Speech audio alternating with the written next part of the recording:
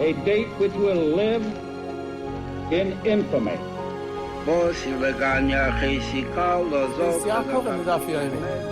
of those projects, initiatives, got off the ground because of the Ger Rebbe. For the 11 Olympic team members slain in West Germany, the Olympic Games... Zugerecht waren Brüder in Amerika. Schon 1000 Shabbos at the Skitzal. Out of the 24 who were killed were Americans who had come to learn in Hebron. I say 1 million Jewish children who were made to be cut loose.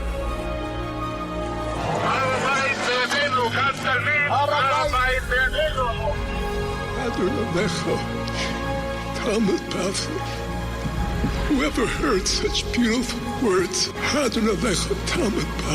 It is never too little. It is never too late.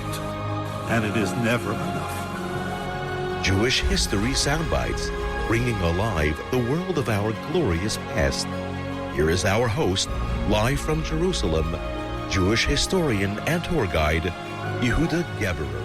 Yehuda Geberer with Jewish History Soundbites, and this episode, which is part 2 on the Nesivos Shalom and the Slonim dynasty, is sponsored in honor of Rabbi Binyamin Ginsburg, who has translated all of the Rebbe the Nesivos Shalom's Sfarim, Gems of the Nesivos Shalom in English.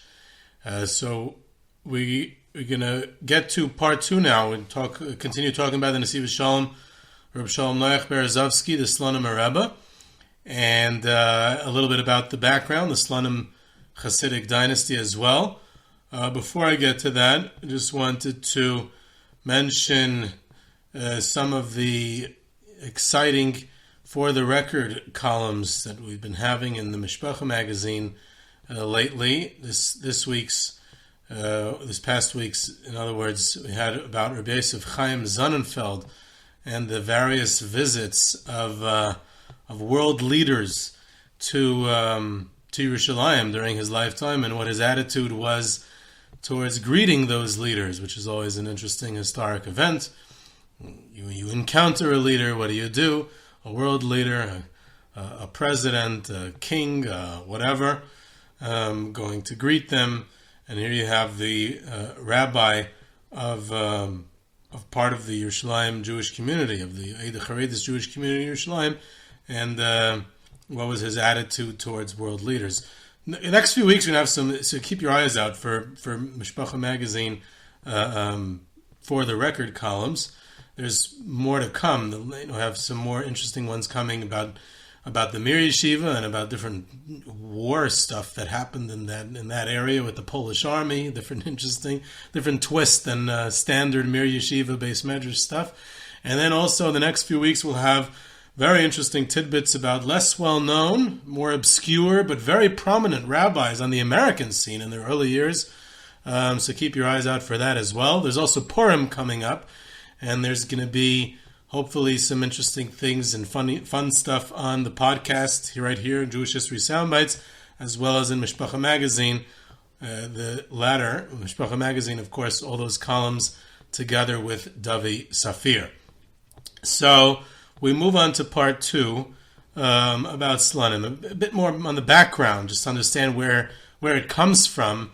But before that, I want to finish up discussing the Nesivos Shalom himself, which I didn't get to finish in part 1. So, Reb Shalom Noach Berezovsky, by now already the author of the Nesivos Shalom, he becomes the Slonim Rebbe in 1981, while his father-in-law, the Birkas Avram, is still alive. A few weeks later, and at his behest, a few weeks later, the Rebbe, the Birkas Avram, passes away, and now the Nesivos Shalom is the main Slonim Rebbe. I mentioned that there was another faction that broke off that becomes another Slonim, an offshoot of the Slonim dynasty in Bnei Brak.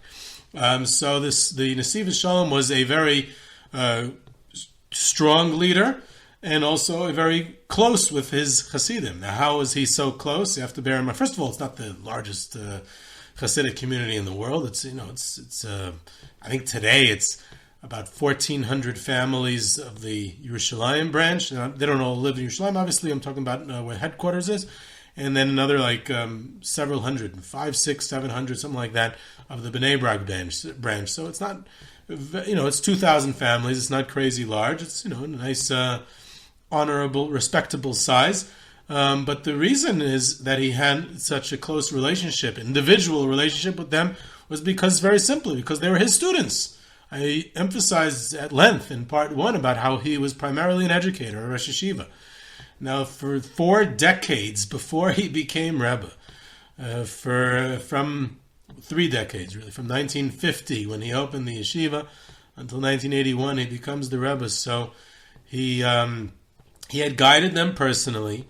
He even used to give, as a Rosh Yeshiva, again, to his students, he used to even give them parameters in their private lives, which is something that Slonim became quite well known for, which is another interesting aspect of it. And he was prominent in the Agudas Yisrael, as I said already before he became Rebbe, and he continues to do so, play an active role following his rise to the premiership of Slonim. But he was more concerned with the Jewish people at large and the education of his own Hasidim than politics, which is very interesting, because he kind of was a bridge builder and beyond, and especially in Israel, which is big, he's living in Mea She'arim and he's on the Agudas Yisrael, and yet he's not associated with either. He's not associated with the extremism of Mea She'arim or with the politics of Agudas Yisrael, because he was, like I said, he was an educator and a Hasidic leader who was historically close with the Lithuanian Torah world, like I mentioned in part 1. So one of the things he did, which is so fascinating, is that he stays out of the dispute of the late 1980s. In the late 1980s saw a dispute between Rebbe Lozer Menachem Shach, the Rosh Yeshiva of Panovizh, and the Ger Rebbe, the Lev Simcha, which leads to Rav Shach resigning from the Agudas Yisrael and founding his own his rival political party called Degel HaTorah, and so this causes a split, in the religious party politics at the time. So what does the Nesivos Shalom do? He resigned from the Mayetzes, and he told his Hasidim to vote for neither party during that election. Amazing statement. He tells them, don't vote for the Agudas Yisrael, and don't vote for Degel HaTorah, and he cites the pasuk in Amos, in the Navi Amos, Hamaskil ba'es hahi yidaim. The wise one during that time shall remain silent. It's better to stay quiet in certain situations rather than getting embroiled in a dispute, which is quite a big statement. And all the listeners in the United States are wondering what's the big deal. So he didn't vote. In Israel, if you vote and who you vote for is basically more important than if you keep Shabbos or not. It's like the biggest statement of your religious identity is if you vote and who you vote for. So to get up and say, I'd rather not get involved in the dispute and stay out of politics is like, borderline heresy. So this whole picture together shouldn't surprise us so much why his Sfarim are so popular by such diverse, across the board groups. And to understand it even better, I want to delve a little bit into the background of the Slonim Hasidic dynasty. We actually visit the town of Slonim on trips to Belarus. It's not far from Baranovich. It's south of west, I think, if I remember the map correctly, of Mir and that area. So it's closer to the Polish border, and of course during the interwar period it was in Poland. So it's a nice town. It's a nice sized town. It's not a little shtetl, and it has an ancient shul, actually, hundreds of years old, and it's not a shul anymore. It's like a churban. It's like a totally destroyed. It's like spooky to kind of walk and climb in, and you walk through like this rubble, and it's really. I think I saw in the news recently that it was condemned and it might be torn down, and who knows. I haven't been there in a while, but it's an amazing shul. So that's Slonim, but it's situated in the area what's known to history as the area of. It's in the country of Belarus, and it used to be the country of Poland, but it's in the Lithuanian cultural area, I guess we can call it that way, and it was known as a Litvische Hasidus. There's several Litvish. Lubavitch is like that, and Karlin to a certain extent is like that. But Slonim essentially comes from an offshoot of Karlin. So it starts from Karlin, it goes to Kobrin, goes to Lechovich, then Kobrin. I'll trace the whole thing. So what's interesting about Slonim is that its origins are in a teacher-to-student meritocracy. It took a very long time until it became a dynasty, which is also interesting. Some dynasties started early on, and some take pride in the fact that they started early on. Others were a meritocracy for a century, or if not more, and they take pride in the fact that it was a teacher-to-student meritocracy and not a dynasty until much later. So we go to the Maggid of Mezrich, Reb Dov Ber, who was the prime disciple and successor of the Baal Shem Tov, not the only one, but the main one. And one of his main students is Reb Aaron Hagadol of Karlin, and he has a student named Reb Shloima of Karlin, who is not his son, who is a student of his. And his student is Reb Mordechai of Lechovich, and also Reb Asher of Stalin, which is another part of it. Reb Mordechai of Lechovich is seen as the father of the Slonim dynasty, even though he's not related to the Weinbergs. He was and it's Lechovich, it's not Slonim, but he's considered the father of the of inspiration for what happened, what it produced afterwards in Slonim. And he had a Talmud, Reb Moshe of Kobrin, who was the Kobriner Rebbe and had the Kobrina dynasty. There was another Hasidic dynasty, again, which I guess not so famous. He had Lechovich, he had Kobrin, and this first, I spoke about all the Avraham Weinbergs in the last episode of part 1. So the first of Avraham Weinberg of Slonim, he is a Talmud of Reb Moshe of Kobrin, and it goes back to Reb Mordechai of Lechovich, and he becomes known by his Sefer, the Yesod HaAvodah, and he's buried in Slonim. We go to his kever when we go there, and then it becomes a dynasty. So from Avraham Weinberg, then all of a sudden it does become a dynasty. So Slonim and retains the name Slonim. So the Yesod HaAvodah, he was quite a renowned Talmud Chacham, a Torah scholar, and he had a yeshiva in Slonim. And he was the Rosh Yeshiva, besides for being the Hasidic Rebbe. This Lumdish flavor in the Slonim dynasty is from the beginning. In fact, the yeshiva was a Volozhin-style yeshiva. We know that after the Volozhin was founded in 1802 by Reb Chaim Volozhiner, so there was a lot of yeshivas that mimicked it, that it spawned a movement, which is exactly what Reb Chaim Volozhiner wanted.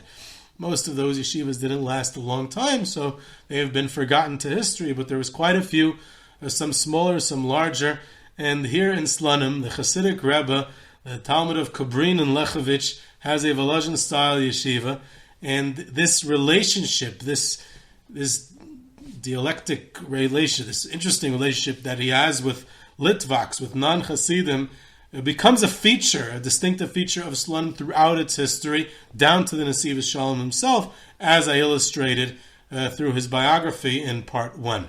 So his grandson succeeds him as Rebbe. His son had predeceased him, and his son Reb Shmuel Weinberg becomes the Rebbe during World War I. Like many other Rebbes, they run to the big cities, exile.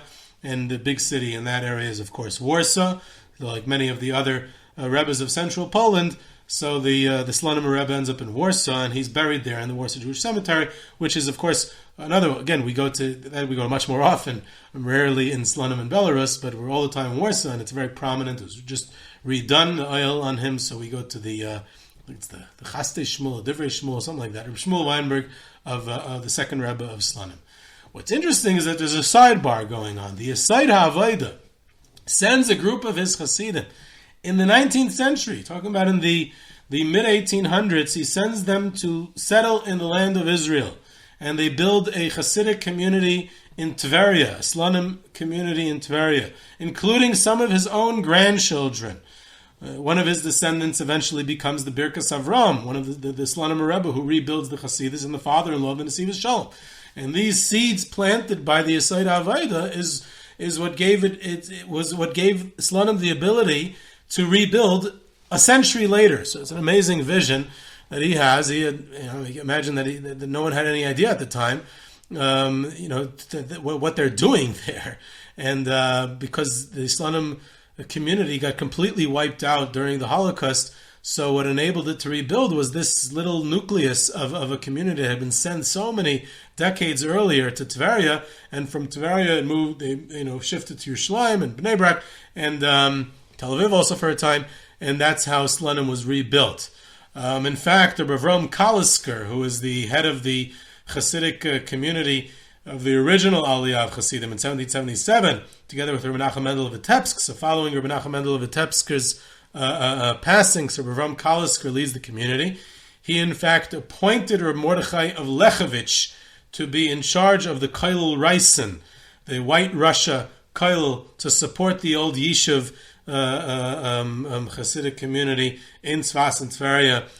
Originally it was the Baal HaTanya, Reb Shneur Zalman of Liadi, but as is well known, Rabbi Avram Kalisker and the Alter Rebbe, the Baal HaTanya, got into a very, very sharp dispute, a terrible and sharp dispute for lasted a long time, and Rabbi Avram Kalisker took away that appointment to raise the funds and allocate the funds for the old yeshiv, and Rabbi Avram Kalisker appointed instead Rabbi Mordechai of Lechovich, who was the other prominent Rebbe in White Russia, in Reisen, in that area of the Russian Empire. So there's this Rabbi Mordechai Lechovich already has this connection to the land of Israel, and then his student of his student, the Yesod Avaida, sends a group of Hasidim to actually settle there. There was Karliner Hasidim in Tverya, and the Karliners and the Slonimers didn't get along, so there's this tension there, but they do grow, and the Tverya community would be, like I said, the nucleus of the rebuilding, as with the foresight of the Yesod Avaida so many years earlier. One of the well-known rabbis of the city of Tverya, Rav Moshe Clears, was in the early 1900s. He was the rabbi of Tverya for about 25 years. Very prominent, Paisik, very strong leader, outspoken. So he was a Slonim Chassid. So it's just an example of someone how prominent they were in the overall community in Tverya. So after the Holocaust and the murder of the Rebbe, Reb Shlomo David Yeshua Weinberg, Rashti, like I mentioned, the Slonim community was decimated and leaderless, and you have they appoint one of the senior Hasidim of the community to become some sort of Rebbe. Very interesting situation. His name was Reb Mordechai Chaim Slonim. Now you have to understand, the Tverya Slonim community was quite different than the Baranovich Slonim community back in Europe that had been killed. In Tverya, they even had adopted some Sephardic customs, because the majority of the Jews in Tverya throughout all the years were Sephardic. So the Slonim Hasidic community adopted some Sephardic customs, and the Beis Avram visited Palestine in 1929 and again in 1933. He told them to keep the customs of Tverya, and even if they moved to Yerushalayim, they should still keep the Slonim customs of Tverya. They should not keep the customs of Baranovich. So you have two different Slonims going on at the same time, even before the Holocaust. Later on, there was the first Slonim Beis Medrash opened in Tel Aviv by the brother, ironically, of Reb Shalom Noach Berezovsky, his older brother. Later on, they moved this Beis Medrash to Bnei Brak, and there they kept the customs of Baranovich. So the Slonim community in Israel eventually adopted two different systems. One was the Tverya one that had some Sephardic customs, and then there was the Bnei Brak branch that had kept the original customs from Slonim in Europe. So what's interesting is that now there's two factions of Slonim, one in Yerushalayim and one in Bnei Brak. And in fact, the Bnei Brak keeps the Baranovich customs, and the one in Yerushalayim keeps the Tverya customs. So you have the roots of that already in the 1930s, even though the split only happened in 1981. In any event, this Reb Mordechai Chaim, with the great last name of Slonim, becomes the head of the community. but he refuses to be referred to as Rebbe. He doesn't even want to become the leader at first. Finally, in 1950, 5 years after the war, he agrees to become the leader of the community, but he is not to be called Rebbe or Rav or any official title. He said, I'm willing to lead without any official title. He didn't want it to become anything official. And he passes away 4 years later in 1954. It's interesting, he was a big kanoi. He was an extremist, very anti the Zionism and election, not to participate in voting or elections.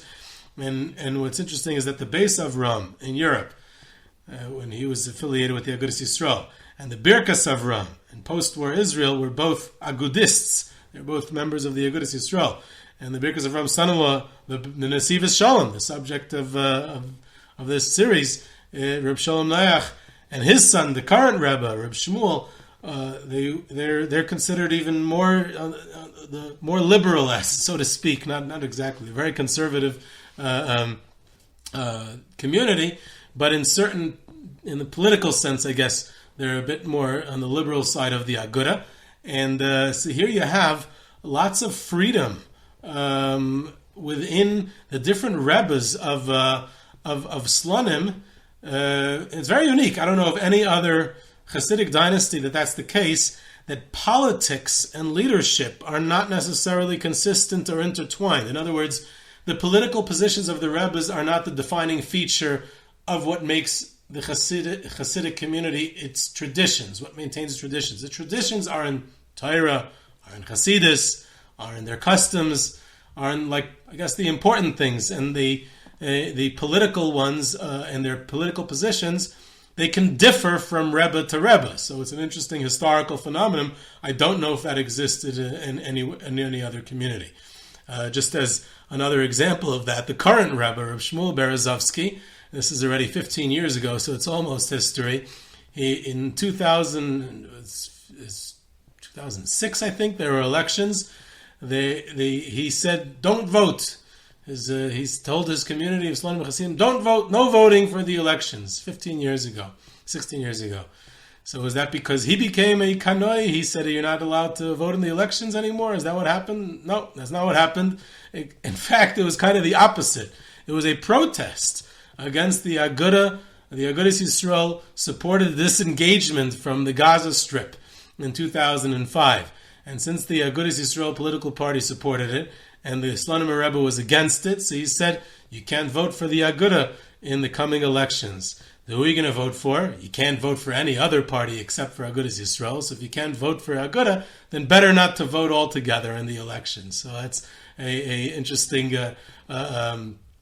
postscript to that. In the Nesivos Shalom himself, Reb Shalom Nayach, he initiated the only Hasidic settlement that I know of in the Shomron, Immanuel.